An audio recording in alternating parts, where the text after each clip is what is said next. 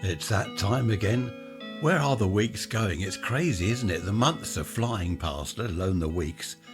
Okay, 6 o'clock in the morning. 15C. That's a little bit better, which is 59 Fahrenheit, 15 centigrade.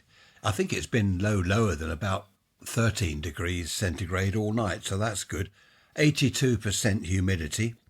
That's probably because I watered the garden first thing this morning. I was out there, 5:30? Lovely time of day. 1016 millibars. The flag isn't moving at all. The bushes, the trees, nothing. Completely still, which is nice. On the telly, this morning, I put it on while I was having a cup of tea. They were saying about this heat wave that we're supposed to be having. Well, we are, I suppose. They call it a heat wave. I don't know why. They're now telling people what to wear, advising people that it's best to wear light clothing. Well, obviously we're going to wear light clothing. I mean, do they think we're mad? Maybe some people don't know what to wear. Oh, look, it's 32 degrees today. I'll put on my hat, my scarf, my overcoat, gloves and thick fur-lined boots. And then 10 minutes later, I passed out because of the heat. I wish someone had told me what to wear. I don't know. I don't know what the world's coming to. Now we're going over to Seattle. I want to say hello to someone. Now, hopefully this will shock the socks off this person. That's an interesting expression, isn't it? Shock the socks off. Clive, I know you're listening. Great to hear from Amy, your daughter. Hello, Clive. Big shout out to you. And I'm glad you enjoy the podcast episodes. And a big hello to Amy's mum, Juanita.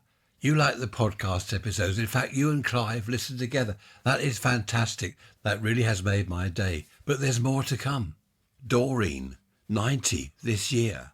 90 years old this year. Same as my mother, Doreen. She's 90. Well, she was 90 earlier this year. I'm so pleased you enjoy the podcast episodes. And there are a couple of lads who enjoy The Simpsons as I do. Nigel and Liam. Hello, boys. How are you? Hope you're both well and enjoying The Simpsons. Thanks very much, Amy, for contacting me and telling me about your family. It's lovely to be able to say hello to people from so far away in Seattle, where, of course, my favourite Jimi Hendrix was born. Moving on to this coming Sunday, Amy's idea, thank you for that, Amy, names, people's names. Now, this is interesting because my name, I'm Ray, as you know. I'm Ray, not Raymond, which is unusual, but that's not my first name. That is my middle name.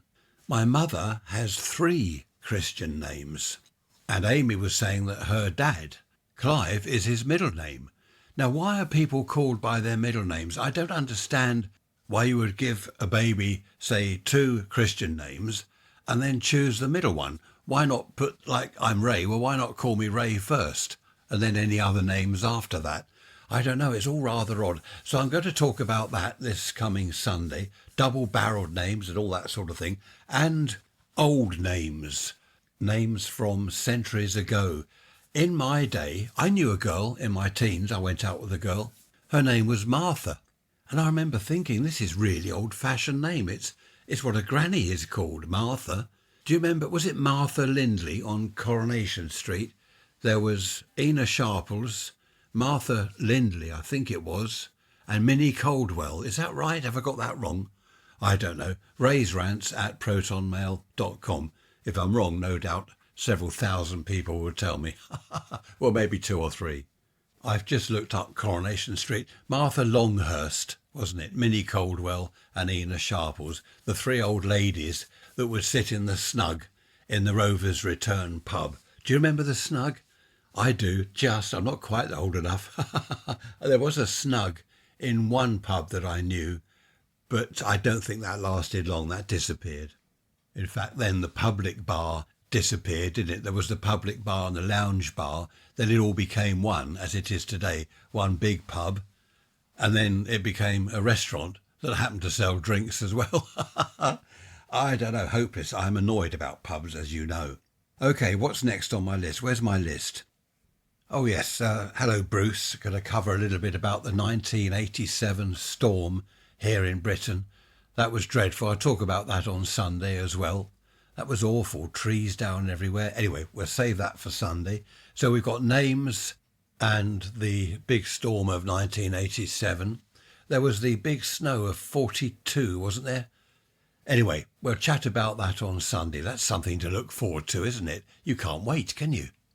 Bruce was saying that where he is, in southwest Ontario, they're into the 5th day of a major heat wave with a high every day of over 30 C and feeling more like 40 C with the humidity. It's the humidity, isn't it, that does it? So thanks for that, Bruce, and thanks for the idea of chatting about the storm. Amy, in her email, was talking about her dad telling stories from the old days, the good old days. Where was it, Amy? He was born in Finchley, and he built go-karts, what we used to call go-karts anyway, pram wheels and bits of wood and rope and string and all sorts of things taken from the local dump.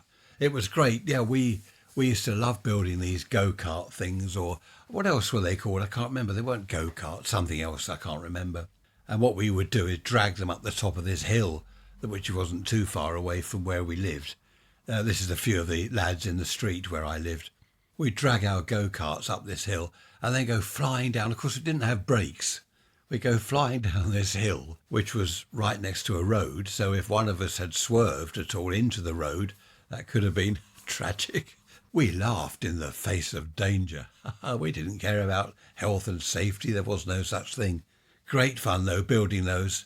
I was always up the tip, getting bicycle frames and bits and pieces, prams. I remember going home with a whole pram full of junk once. I got the pram from the tip, filled it with junk and walked it home.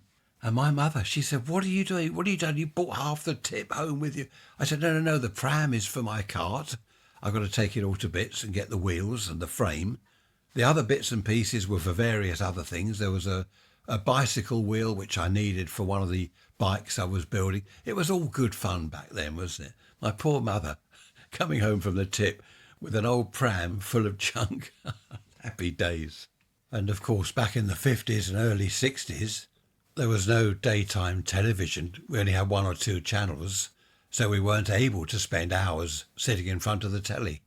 This is why we were out building go-karts, bicycles over the woods, and all the other stuff that I've gone on about for over 5 years.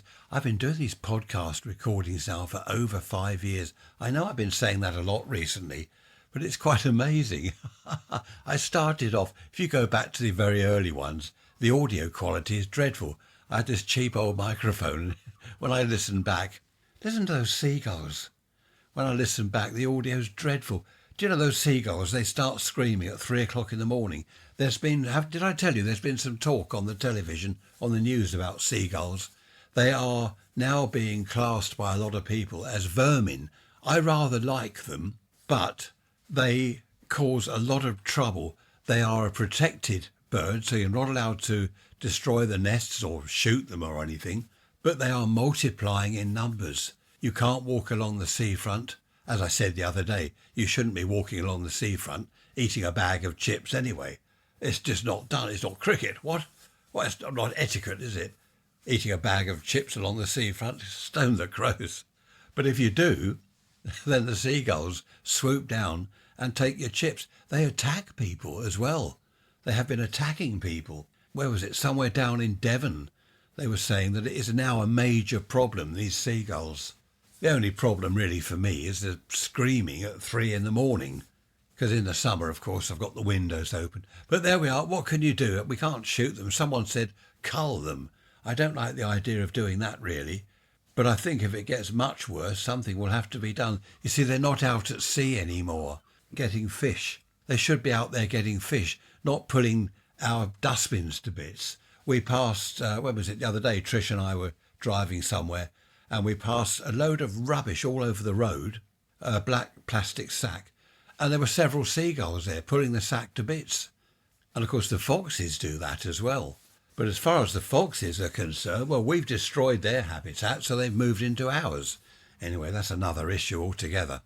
Thanks for all your emails. I'm pleased that you like the website, raiserants.info. raiserants.info. That's good. A lot of you have said you like that and seeing the pictures on there. So that's good. If you have anything to say, Raise rants at protonmail.com. Be lovely to hear from you. I'm sitting here, should I tell you this? I'm sitting here in my shorts and t-shirt. Dreadful. Good job you can't see me. You'd be shocked. Your socks would be shocked off. I love it. Right, I'm off out into the garden. I shall see you on Sunday. Be good, be bad, don't get caught and all that nonsense. And you boys, Nigel and Liam, good luck with The Simpsons. I shall be watching that again this evening. Take care, everyone. See you Sunday. Bye-bye for now.